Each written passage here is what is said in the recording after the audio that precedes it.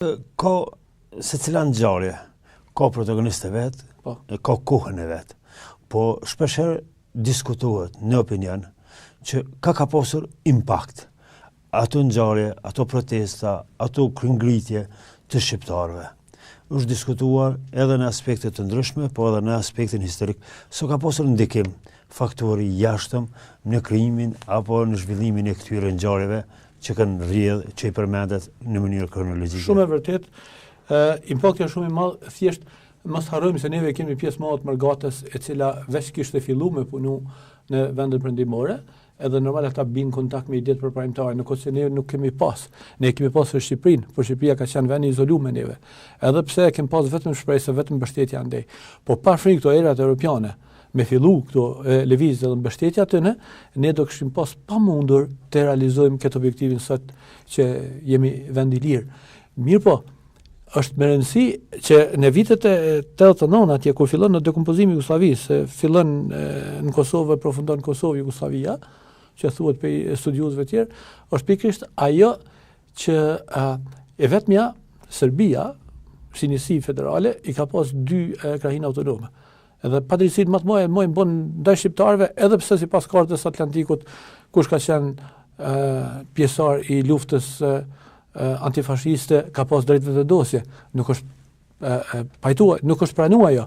E dim edhe fort mirë se edhe lufta Shapollushës në Drenicë, edhe ato përpjekjet e tina, ato kanë dalë pikërisht pe asaj logjike, po gjitha kanë dështu.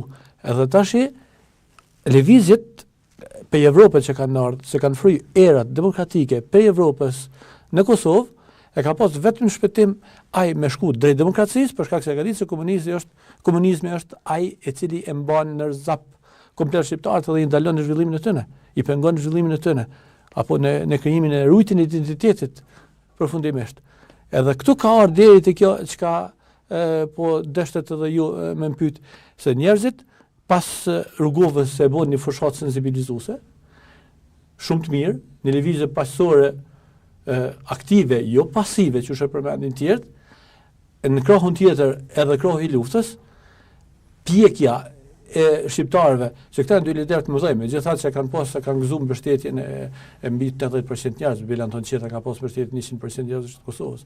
Edhe shumë vështirë me gjetë shqiptarët, personalitete të tilla që sigurojnë mbështetjen 100% popullit.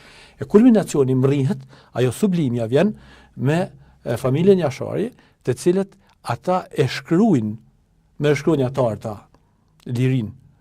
Se thot Theodore Roosevelt, thot me mirë thot vdesim në këmbë se sa të jetojmë në gjoni. Thonjë tjetër thot edhe për ta pe përmendi sa shumë signifikative, thot i lidhuri qoftë edhe me zinxhirtarit, qoftë ari, qoftë hekur, ai është zinxhir, nuk e ke lirin, ta pengon lirin. Edhe neve kemi qenë në ato pozicione të cilat edhe kemë pas pjesë të traditës që e kemi trashëguar. E fatmirësisht tradita është rujt në zonat rurale shumë më shumë se në këto zonat urbane, edhe ajo këtë identitetin, dignitetin, shpresën, ndjenjën ndaj kombit më të fuqishme, edhe aty ka vendos edhe të sakrifica përfundimtare, sublime, cilën e ka bë edhe i ka dhënë shembull botës se Kosova vërtet din me bë luftë, Kosova din me bë diplomaci, Kosova din me ndërtu ushtri, edhe Kosova din me bë sakrificë.